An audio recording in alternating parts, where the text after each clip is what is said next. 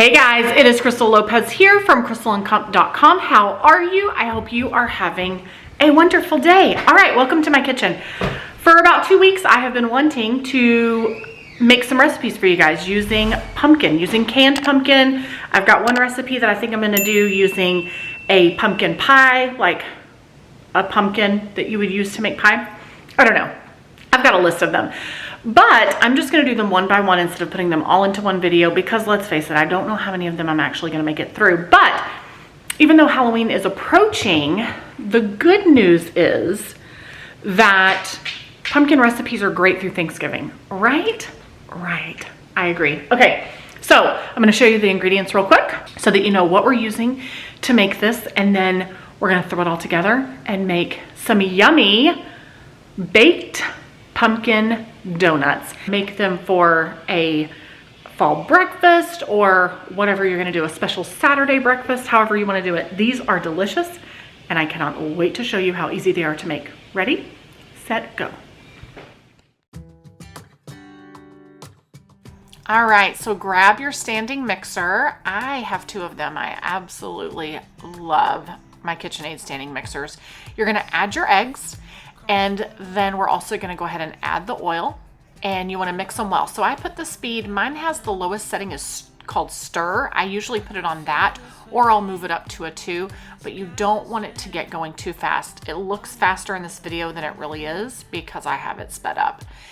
And then once that's well combined, you do want to start adding gradually a cup of your powdered sugar. Now remember, I have the printable version of this recipe over on my site, crystalandcomp.com. I'll put a card up on the screen so that you can click on that to go and get that recipe. And then down in the description below, I have a ton of pumpkin spice recipes over on my site. I'm gonna leave a link to those so that you can go look at them all and see which ones you love and wanna make. I do have a shield attachment that goes on this standing mixer bowl that makes adding the ingredients easier. I should really use that next time. I really should. Okay, so while this is getting, we want this to be a nice smooth texture where it's well combined and it's nice and smooth. Once it gets to that, we want to go ahead and add our canned pumpkin puree. Now we're not adding the whole can. Again, all the measurements are over in the printable version of the recipe over on my site, crystalandcomp.com. But I am going to, there's the pumpkin puree there. I'm actually going to reserve what's left of the can, and I'm going to make waffles for dinner, pumpkin waffles. And I'll put a card up here on the screen for how I make those. Super, super easy. We love them. They're very yummy. So I was gonna make waffles. This was last night. I ended up making pumpkin waffles for dinner, and then we also had these pumpkin donuts, and I made chicken sausage as well. And here's the story on that. So I have 2 kids that have the flu right now. And it's our 2 youngest kids, and they're pretty sick. One of our teenagers had it as well, but it was not near as bad. So I don't know if it's gonna go through everyone in the house or not, but that's where we're at right now. And we were supposed to go to a church event last night, and where we were eating at church, and we ended up not being able to go because we're sick, and I don't wanna get other people sick. And so I was taking chicken sausage as my contribution, and then I was like, you know what? Since we're staying home, let's have breakfast. We were having breakfast for dinner at church, so we just did it at home instead. So we were able to make it all work out. Okay. All right, you do want to sift your flour, cinnamon, nutmeg, salt, and baking powder all together. I don't have a sifter. I had one, I don't know where it is. I don't know. I guess it grew legs and walked away. But I'm going to use this metal strainer instead, and we're just gonna put all those dry ingredients in here, and then I'm gonna use one of my rubber spatulas to kind of press it through. And the purpose of sifting is just to make sure that you're getting all of the little clumps and things out so that everything is a little bit more smoother when you go to mix it all with your wet ingredients. Or I'm assuming, it's been a long time since I took home ec. Like, I believe that that's why you sift things.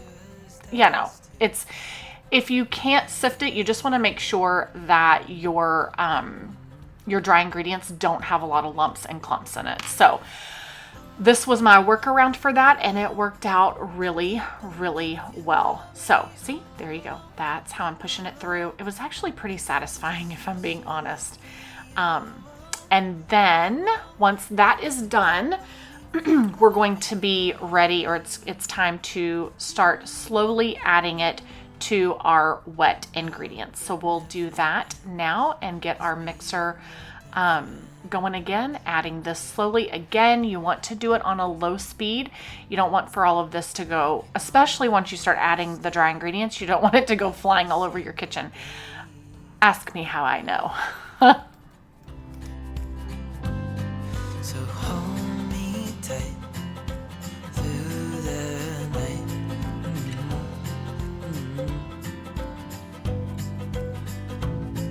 It's just us two, me and you.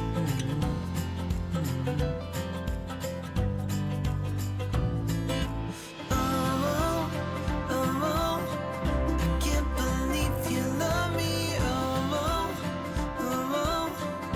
I just feel so lucky. Still can't believe you love me. All right, everything is pretty much well combined. Look at that. Oh my goodness, it smelled so good. I'm just gonna scrape the sides with my rubber spatula. If you don't have rubber spatulas in your kitchen, you are missing out. They get everything. So the consistency of this batter is pretty thick, but it's gonna make yummy, thick donuts. So I had this heart-shaped pan that I was going to use. You can use a round one, whatever you want. I wish I had a pumpkin one. That would have been really cute. You do want to spray it so that these do not stick and they come out easily. Now, I will tell you, I'm going to get some flack from you guys for overfilling these. These didn't have to be perfect to me. I mean, hello, I'm using a heart-shaped muffin or donut pan for pumpkin stuff. So clearly I'm not looking for this to be perfect. I did overfill these. I probably overfilled them by double. Like I could have used half of I could have used half of the batter in each of those muffin wells. But that's okay. They came out delicious and amazing, and I didn't want to make a ton of batches of them. So sorry guys, I don't know if you can hear in the background. Jack is actually in my room, in my bed, so that I can keep an eye on him because he's kind of the worst right now. Luke Henry's a few days ahead of him, so he's further along in his recovery, and Jack still has the fever and all the body aches and the major congestion, and so I've got him up here with me. So you can hear him rumbling around in the bed and drinking his water bottles and coughing, and that's totally fine. Anyway, so you're going to see me overfill these. That's okay. You fill them however much you want to fill them. If you want them to be round, do the round. If you want to have a clear donut hole in the middle, do that. These were more of like big, huge honkin' donuts that were almost kind of like a big muffin. So, but not to be confused with muffins because they are donuts. We are going to put some glaze on them. So just keep filling these up, and then we're going to pop them in the oven and let them bake.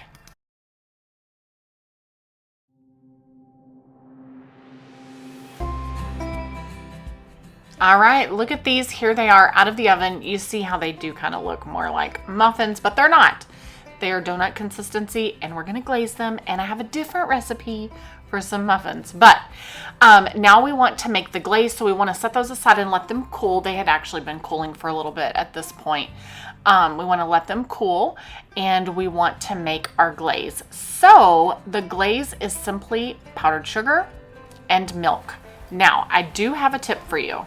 When you're making the glaze, you want to make sure that you add the milk to the powdered sugar 1 teaspoon at a time, okay?